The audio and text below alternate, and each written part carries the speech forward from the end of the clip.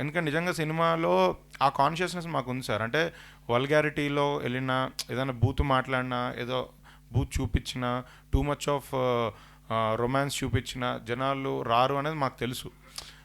అది కాన్షియస్గా మైండ్లో పెట్టుకొనే మేము సినిమాలు చేస్తున్నాం.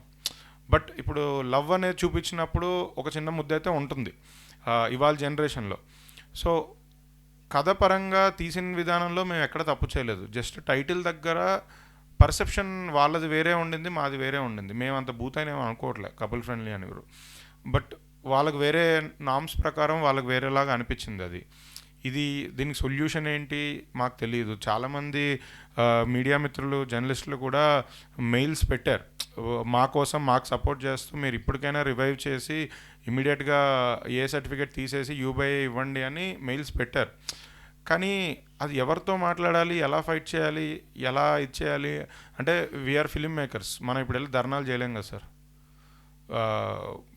మనం రిక్వెస్టే చేసుకోగలుగుతాం.